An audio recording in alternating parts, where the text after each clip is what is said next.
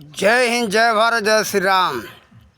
ये विषय है, सब कुछ आराम से आसानी से प्राप्त हो जाएगा। कुछ भी हो, सब कुछ आराम से आसानी से प्राप्त हो जाएगा।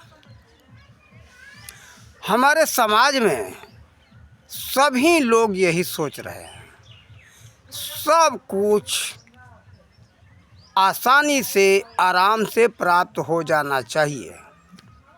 कुछ भी हो, भोजन के विषय में तो अक्सर हाँ, सभी आवश्यकताएं आराम से आसानी से प्राप्त हो जाए, बस मेहनत न करना पड़े। हम सबके मुंह से यही बात सुनते, चाहे वो धनवान हो या गरीब हो, सब लोग क्या कहते, हमारा बच्चा नौकरी नहीं करेगा। अरे वो हो, गलती हो रहा है, मजदूरी नहीं करेगा, धूप में नहीं जाएगा।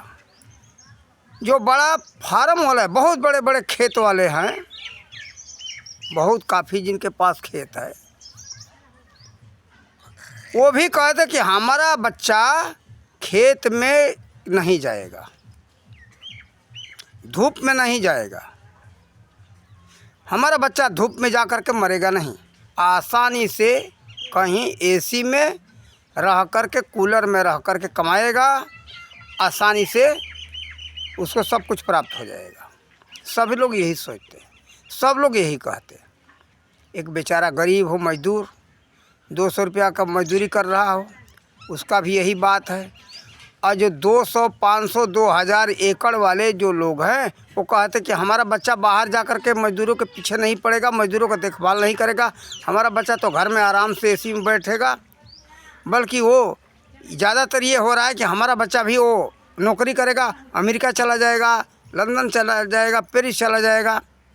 यही सब के मुँह से हम सुन रहे हैं, आसानी से बैठे बैठे सब कुछ प्राप्त हो जाएगा। तो विचार करो, आसानी से कैसे होगा? क्या ये हरामखोरी नहीं है? जितने फलदार वृक्ष हैं, सबके सब सर्दी, गर्मी, बरसात, धूप सहन करते। इनसे तो ज़रा देखो, इनको तो देखो, कितने हरामखोर हो। इनके लिए कुछ मेहनत नहीं करना चाहते हो, इनको खाद नहीं देना चाहते हो, पानी नहीं देना चाहते हो, पौधा नहीं लगाना चाहते हो। कोई नहीं चाहता कि मेहनत करें आसानी से। तो ये विचार करो, कोई भी फलदार वृक्ष हैं, सब के सब बेचारे सर्दी, गर्मी, बरसात, धूप बर्दाश्त करते, सहन करते, तब ये मजबूत, इनको पौष्टिकता मिलता है। इनके अंदर जो पौष्टिक क्षमताएं आते हैं, सर्दी, गर्मी, बरसात और धूप से ही प्राप्त होता है। तो मनुष्य को या किसी पशु पंछी को ये देते हैं।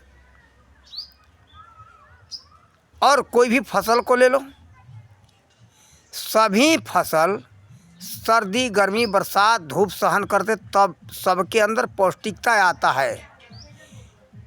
ये अगर सर्दी, गर्मी, बरसात में न रहें तो इनके अंदर कोई भी पौष्टिक पदार्थ नहीं आ पाएगा। घर में ज़रा खेती करके देख लो, उतना पौष्टिक पदार्थ नहीं आ सकता है। भले देखने में आजकल हम देख रहे छाया में अंदर खेती हो रहा है, ठीक है, लेकिन उसमें जांच किया जाए तो भरपूर मात्रा में पौष्टिक पदार्थ नहीं मिलेगा। विटामिन डी तो अक्सर हाँ नहीं मिलेगा, उसमें बहुत कम मात्रा में मिलेगा, ना के बराबर मिलेगा। और कोई कह दे कि नहीं नहीं भरपूर है, तो हम नहीं मानते। कारण कि जब तक सूर्य का किरण नहीं मिलेगा, तब तक किसी भी पदार्थ में, किसी को भी, किसी भी पेड़ पौधे में, किसी जानवर के अंदर, किसी मनुष्य के अंदर विटामिन डी नहीं हो पूर्ति हो सकता है। देखो ये हम कैसे माने? तो इनसे ये हैं वास्तव में संत, जरा इनसे तो सीखो जो तुम्हारे पेट भरते हैं। गाय भैंस हैं, घूमते हैं और जो चरते हैं, इनके दूध में जो बांध करके खिलाते हो, उसका परीक्षण कर लेना दूध का, उसके अंदर उतना पौष्टिकता नहीं होता है। जो घूमते हैं, चरते हैं, ज़्यादातर घूम फिर करके चरने वाले जानवरों का गाय भैंसों के दूध में शक्ति होता है, विटामिन उसमें होता है, औषधीय गुण उसमें पाए जाते हैं। तो ये पशुओं से सीखो, पेड़ पौधों से सीखो, और अनाज के फसल जो जितने हैं उन फसलों से सीखो। अगर ये फसल धूप, सर्दी, गर्मी, बरसात नहीं सहन करेंगे तो किसी का पेट नहीं भर सकते, किसी का पेट नहीं भर सकते ये कभी भी। तो ये सर्दी, गर्मी, बरसात, धूप सहन करके सबका पेट भर रहे, इनसे तो सीखो। आराम से सोच रहे, आराम से हमको प्राप्त हो जाए। घर में रह कर के किसी का पेट नहीं भर सकता है। ये जो लोग सोचते हो तो फिर चिल्लाते हो कि महंगाई आ गई। सब सोचते कि बैठ, जिसके पास खेत है वो सब कहते अरे कौन जाए मेहनत करने के लिए, आराम से बैठे रहेंगे, खरीद के सब्जी खा लेंगे, और 40 रुपये, 50 रुपये, 60 रुपये, 70 रुपये किलो, 100 रुपये किलो, 150 रुपये, 200 रुपये किलो कोई भी सब्जी हो जाता, चिल्लाते कि सरकार मांग। अरे सरकार नहीं मांगा तो किया तुमने। अरे बुआई नहीं होगा कोई फसल का तो सस्ता होगा कैसे? आज से 50 वर्ष पहले महंगाई नाम का कोई चीज़ था ही नहीं। जिसके पास महंगा लेकर के बैठे रहो। उस समय हमने बचपन में देखा था, हमारे किसान भाई सब कुछ अपने खेतों में उपजाते थे। हर तरह का अनाज, हर तरह का तेलहन, हर तरह का दलहन, हर तरह का मसाला, और चीनी का उस समय कोई प्रचलन था नहीं, बहुत कम।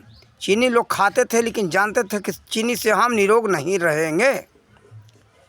चीनी में वो शक्ति नहीं है कि तुमको हमको निरोग रखेगा। भाई आप और हम निरोग नहीं रह सकते। जो गुड़ से हम निरोग रहेंगे, जो बिना हाइड्रो का यानी बिना मीठा सोडा का जो गुड़ बनाया जाता है, वो गुड़ खाओ, निरोग करेगा आपको। वो औषधि का काम करता है। लेकिन जो हाइड्रो डाल दिया गया उसका शक्ति खत्म हो जाता है, औषधीय गुण मर जाता है। फिर चीनी में भी वही बात है। आज जहाँ देखो कहाँ लोग कहते हमको तो शुगर है, डायबिटीज़ है। क्यों डायबिटीज़? भाई गुड़ खाओ। पहले लोग गुड़ खाते थे, उनको ये सब बीमारियां नहीं थी। गुड़ का चाय तो प्रचलन नहीं था। बस सुबह हुआ दूध पियो, दही खाओ, माठा पियो, शरीर मजबूत होता था। उस समय बीमारियां नहीं थी। अगर आज भी बीमार नहीं रहना चाहते हो, निरोग रहना चाहते हो, तो सुबह सुबह गाय का दूध पियो, और भोजन के समय में सुबह में माठा खाओ, साथ में भोजन के साथ में माठा लो, और भर पेट ऊपर से भोजन के बाद में भर पेट माठा पियो, यानी जिसको छाछ कहते हो, पंजाब में लस्सी कहा जाता है उसको। देखो, शरीर को स्वस्थ रखना है तो, अगर मजबूत बनना है, निरोग रहना है, तो गाय पालो, देसी गाय, जर्सी नहीं। अधिक के लालच में मत करो।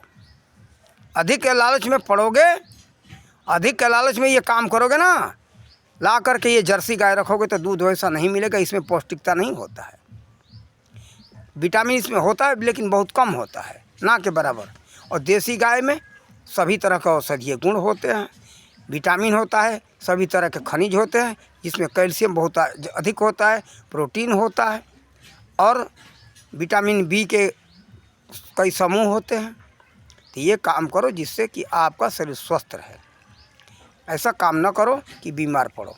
बीमार नहीं रहना है, निरोग रहना है, तो देसी गाय पालो, गाय का दूध पियो, गाय का माठा पियो, दही खाओ, और गुड़ खाओ। और महंगाई नहीं चाहिए तो हर तरह का दलहन, तेलहन, सब्जी, मसाला अपने घर में उपजाओ, कोई महंगाई नहीं रहेगा। आज महंगाई का कारण क्या? लालच। अरे ये फसल लगा देंगे, जहाँ देखो वहाँ देखो, गुजरात में देखो तो कपास लगा दो, जीरा लगा दो, जीरा का बुआई कर दो, कपास का बुआई कर दो, पैसा आएगा, सब कुछ हो जाएगा। अरे भाई पैसा आएगा, सब कुछ नहीं हो, कुछ हो सकता है, सब कुछ नहीं होगा। महंगाई तो इसीलिए बढ़ रहा है। अब इधर हम जहाँ बैठे हैं इस क्षेत्र में क्या है, गन्ना का खेती अधिकतर लोग करते, धान गेहूँ की खेती लोग कम कर दिए, इसलिए महंगाई बढ़ गई। अनाज तो महंगा होना ही होना है। जिस समय हम यहीं देखते थे उत्तर प्रदेश जिला बहराइच में कि 200 रुपये, 100 रुपये, 150 रुपये कुंटल कोई गेहूँ नहीं पूछता था। आज वही जो है गेहूँ 2000 के ऊपर चला गया। क्यों? अनाज के बुआई कम होने लगा।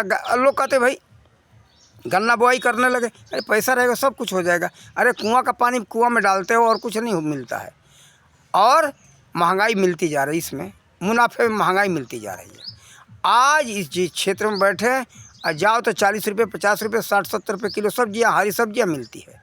30 रुपये, 35 रुपये तो आलू हो गए। तो देखो ये कारण क्या है? लोग मेहनत करना बंद कर दिए। आराम से भाई आराम तो दो ही मिलेगा, या तो आराम कर लो, या तो आसानी से भोजन कर लो। आसानी से भोजन नहीं कर सकते हो, महंगाई का तो मार झेलना पड़ेगा। अब क्या आसान तरीका है? अरे सरकार ने ये महंगा कर दिया। सरकार का कोई इसमें भागीदारी नहीं है। सरकार ने नहीं कहा कि आप मेहनत मत करो, सरकार नहीं कहा था आराम करने को, सरकार कहा था कि खूब उपज करो। अब एक बात और हमको सुनने में, अरे मोदी जी तो कहे थे कि किसान का आय दुगना कर देंगे, लेकिन जो तरीका बता रहे हैं खेती का वो कोई करना नहीं चाहता, और घर बैठे बैठे आराम से चाहते कि हमारा दुगना हो जाए। ये बस हरामखोरी है। देखो उनका कहना है देसी गाय के गोबर से खाद बनाने की जो पद्धति है, वो पद्धति से गोबर से गाय के मूत्र से जो है खाद बनाओ, उसमें मिट्टी, गुड़ और बेसन डाल करके खाद तैयार करो।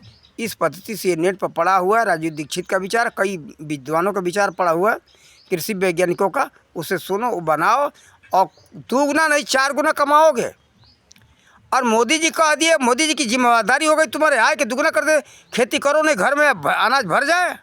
ये क्या है? हरामखोरी ने तो आखिर है क्या? तो मोदी जी कहे तो आय का दुगना कर देंगे। अरे दुगना करने की तो पद्धति तो बता रहे हैं। मिट्टी परीक्षण मुफ्त में हो रहा है, मिट्टी परीक्षण कराओ, जो फसल बताए वैज्ञानिक वो फसल लगाओ। कारण कि मिट्टी के अंदर खनिज पदार्थ घटते बढ़ते रहते फसल के हिसाब से। जो खनिज मिट्टी में है पर्याप्त मात्रा में, उसके हिसाब से वैज्ञानिक बताते कि ये फसल लगाना चाहिए। दलहन है, दलहन कहे दलहन लगाओ, तेलहन कहे तेलहन लगाओ, या गेहूँ लगाओ, धान लगाओ, मक्का लगाओ, बाजरा लगाओ, जो भी कहे वैज्ञानिकों के बताए अनुसार करो, आय दुगना होगा। और मनमानी करोगे तो दुगना होगा नहीं भाई। डॉक्टर ने दवा दे दिया, कह दे कि भाई निरोग रहोगे, और डॉक्टर दवा दे दे अपने जेब में रख लो, या डॉक्टर के पास मत जाओ, दवा ना लाओ, तो कैसे निरोग रह सकते हो? दवा लाओ और दवा खाओ, उपयोग करो तो निरोग रहोगे। इसी तरह से केवल सरकार के ऊपर दोष लगाना आजकल यही चल रहा है। तो देखो अब यह बात आ गया, यहाँ आप फिर आ जाओ वापस। आराम का हराम के चक्कर में मत पड़ो। ये फसलों से और फलदार वृक्षों से सीखो, इनसे शिक्षा लो। ये बेचारे धूप में नहीं रहेंगे, सर्दी गर्मी बरसात धूप सहन नहीं करेंगे तो किसी का पेट नहीं भरेगा। तो किसान जो कृषि करते हैं उनको धूप सर्दी गर्मी बरसात सहन करना पड़ता है, तब जाकर के किसी का पेट भरते। इनके साथ रहना पड़ेगा, फलदार वृक्षों के साथ और फसलों के साथ, तब जाकर के फसल के साथ फसल बनो, फल के साथ में फल बनो, तब जाकर के पेट भरेगा, सस्ती आएगी, महंगाई ख़त्म होगा। ये नहीं किया हमारा लड़का तो ऐसो आराम करेगा तो भाई महंगाई तो बढ़ेगी, भूखे तो मरना पड़ेगा। तो हमारा यही सुझाव है। ऐसे तो हम जानते हैं, हम जो भी सुझाव देते लोग सुनना नहीं पसंद करते, कारण कि मैं सच कहता हूँ और सच कड़वा लगता है। कारण कि देखो अच्छे सामान में पॉलिश नहीं होता, हम पॉलिश नहीं लगा करके कोई बात करते, कारण कि हमको पैसे कमाने की लालच नहीं, इसलिए मैं वीडियो नहीं बनाता हूँ। हम बनाते सबके कल्याण के लिए, और कल्याण का बात सुनोगे नहीं तो आपका भला होगा नहीं, आपका कल्याण नहीं हो सकता। तो अगर सुनोगे समझोगे तो आपका कल्याण होगा, नहीं सुनोगे आपका कल्याण नहीं हो। हम क्या कर सकते, हम तो समझा ही सकते ना। हम खुद परिश्रमी है, इस उम्र में भी साइकिल चलाते, 17/10/58 का हमारा जन्म है, 66 चल रहा है। इस उम्र में भी साइकिल चलाता हूँ। आसानी से 40-50 किलोमीटर अभी चला लेता हूँ प्रतिदिन का। काम पड़ जाता है तो, नहीं तो यही शरीर है कि 100-125 किलोमीटर प्रतिदिन चलाते थे साइकिल पहले। एक बार 2012 का बात है, गुजरात से आए, 22 दिन लगा हरिद्वार आने में। हरिद्वार से चले बद्रीनाथ गए तो 9 दिन लगा था बद्रीनाथ जाने में। पहाड़ी रास्ता है, कहीं पैदल कहीं चढ़ करके बैठ करके साइकिल पर चलाते थे। 9 दिन लगा जाने में, 9 दिन लगा वापस आने में। वैसे 12 दिन तो हम बद्रीनाथ में ही रुके थे। तो देखो, परिश्रम के बिना कुछ नहीं है। परिश्रम करो, सब कुछ प्राप्त होगा। अब हम समझा लिए अपना इच्छा के अनुसार। आप लोगों को अच्छा लगे वैसा करना। इन्हीं शब्दों के साथ वाणी का विराम देते। जय हिंद, जय भारत, जय श्री राम।